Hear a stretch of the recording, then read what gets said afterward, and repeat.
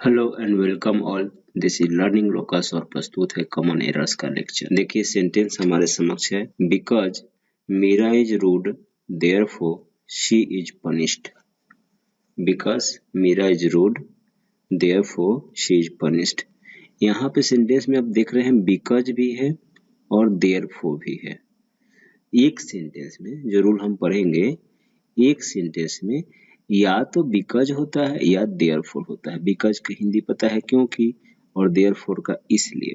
दोनों में से किसी एक के होने से ही काम हो जाता है, दो नहीं रखते हैं। सो इनमें से कोई एक हट जाएगा सही सेंटेंस में और होगा because Meera is rude she is punished. हमने देयरफॉर को हटाया, हम बिकॉज को भी हटा सकते थे, और बिकॉज को हटाए तो कैसे होता, बिकॉज को हटाए तो मीरा इज रूड, फिर होता therefore she is punished. Because simply हट जाता, जिस तरह से देयरफॉर सिंपली हट गया, बाकी सब कुछ वैसे ही है वैसे ही। तो किसी एक का करेंगे और सही रहेगा, कोई भी रखिए, आपकी मर्जी है। Next one, because Ram is poor therefore I shall help him. यहाँ भी समझ रहे सेम कहानी है, because and therefore both are there, एक ही को होना है। तो यहाँ पे Ram is poor therefore I shall help him. इधर क्या किया, इधर बिकॉज हटा दिया। तो बताया आपको, कोई भी हटाइए, आपकी मर्जी है। देयरफॉर को रख दिया है, बिकॉज को हटा दिया है। तो एक तरह से कहे तो हम दो तरह का इसका सही सेंटेंस होगा। एक बिकॉज के साथ जिसमें देयरफॉर नहीं होगा, दूसरा देयरफॉर के साथ जिसमें बिकॉज नहीं होगा। Right, so this is explanation. Because and therefore may not be used in a same sentence. एक सेंटेंस में इनका प्रयोग नहीं कर सकते हैं हम। बिकॉज और देयरफॉर का किसी एक का ही कर सकते हैं, इस कारण से हमने हटा दिया। समझ गए होंगे, बहुत इंपॉर्टेंट है ये। Next one, supposing if Pihu fails what will she do? Supposing if Pihu fails what will she do? Supposing if के साथ ही प्रॉब्लम है और यह है suppose। Pihu fails what will she do? Suppose या supposing के साथ if का प्रयोग नहीं होता है। Suppose का मतलब जानते हैं, मानो होता है, चाहे मान लीजिए होता है। मानो या मान लीजिए। तो मान लीजिए पीहू फेल्स, पीहू फेल होती है, वह क्या करेगी, वह क्या करेगी, इतना ही होगा। हाँ, और कुछ नहीं होगा, इफ नहीं होगा। दूसरा सेंटेंस भी देखिए, supposing if Ram comes late where will he go. मान लीजिए राम लेट आता है, वह कहाँ जाएगा। इस सेंटेंस का तो यही मीनिंग निकल रहा है, लेकिन ये इफ नहीं रहेगा। नहीं रहने का कारण है, suppose Ram comes late where he will go. और कारण यह है कि सेंटेंस में इफ का प्रयोग नहीं करते हैं हम सपोज या सपोजिंग वर्ड के बाद, तो इसलिए इफ नहीं रहेगा। बाकी सब ठीक था और सपोजिंग की जरूरत नहीं थी, सपोज करने से ही हो जाएगा काम हमारा। राइट, सो हमने दो रूल कंप्लीट कर लिया। बिकॉज और देयरफॉर में से कोई एक ही रहता है सेंटेंस में, और दूसरा सपोज का। नेक्स्ट रूल है, if you do not labour then you can not pass. देखिए सेंटेंस में अगर इफ रहेगा तो देन नहीं डालेंगे, और भी रहेगा, बस इतना पे बात करते हैं। सेंटेंस में अगर इफ रहेगा तो हमें देन का प्रयोग नहीं करते हैं, खाली कमा से, कमा रहेगा, बाकी सब ठीक है।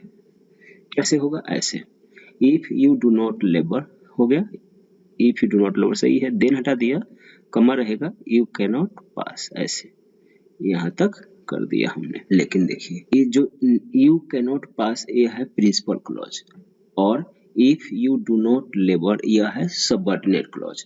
तो हम सेंटेंस में प्रिंसिपल क्लॉज को पहले रख देते हैं, तो फिर कमा की जरूरत नहीं पड़ती है। प्रिंसिपल क्लॉज को लिख दीजिए और फिर सबऑर्डिनेट क्लॉज को लिख दीजिए। कैसे होगा, यू कैन नॉट पास, फिर जो बचा है subordinate clause if you do not labour, ऐसे भी। लेकिन देन का प्रयोग नहीं करना है हमें। हिंदी मीनिंग में यदि आप मेहनत नहीं करते हैं तो आप पास नहीं हो सकते हैं, ठीक है, हिंदी मीनिंग ठीक है, इंग्लिश मीनिंग में देन का प्रयोग नहीं करते हैं, इसीलिए कॉमन एरर्स में पढ़ रहे हैं हम इसे। अभी बताइए, सेम है, When Reema saw the lion then she was afraid। Then नहीं रहेगा, बाकी सब ठीक है, और प्रिंसिपल क्लॉज पहले भी लिख सकते हैं, बाद में भी लिख सकते हैं। तो When Reema saw the lion she was afraid। दूसरा तरह क्या होगा, she was afraid वेन कमा वगैरह कुछ नहीं होगा, she was afraid when Reema saw the lion. Finish. As Ram enter the room then he met me. देखिए यहाँ पे इफ था, इधर वेन है और इधर एज है। तीन रूल है, इफ के साथ भी देन नहीं, वेन के साथ भी देन नहीं और एज के साथ भी देन का प्रयोग नहीं करते हैं, देन का प्रयोग नहीं करते हैं इन तीनों के साथ। तो एक मिल गया इफ का, देन नहीं रहेगा, दूसरा मिला था वेन का, देन नहीं रहेगा। अब एज का, as Ram enter the room, जैसे ही राम रूम में एंटर किया वह मुझसे मिला, देन की जरूरत नहीं है। हिंदी मीनिंग में देन का मतलब तब कह सकते हैं लेकिन इंग्लिश में नहीं चाहिए। As Ram enter the room he met me, अगर प्रिंसिपल क्लॉज को पहले कहते हैं अगर he met me as Ram enter the, फिर एज का ही है, as Meera is intelligent so she will pass the exam. अभी कहानी में दूसरा वर्ड आ गया, दूसरा वर्ड क्या है, सो। जिधर जिधर देन दिखा था ना वहां वहां सो भी रख सकते हैं और सेम स्टोरी को रिपीट करिए। सेंटेंस में अगर इफ है, वेन है, एज है तो देन या सो का प्रयोग नहीं करेंगे, इसलिए सो नहीं रहेगा और हो जाएगा as Meera is intelligent she will pass the exam. Correct. देखिए देन और सो का प्रयोग नहीं करते हैं किसके बाद, इफ, वेन और एज। देखिए लिखा है ऊपर इफ, वेन, एज, इनके बाद हम प्रयोग नहीं करते हैं किन किन शब्दों का, देन का और सो का। ध्यान रखना है आपको, बहुत से लोग गलती कर देते हैं और कॉमन एरर्स में ये गलती जल्दी पहचान में नहीं आती है, आपको बार बार रिवाइज करके रूल को ध्यान रखना चाहिए। इस लेक्चर को यहीं पे रोक लेते हैं। Thank you very much.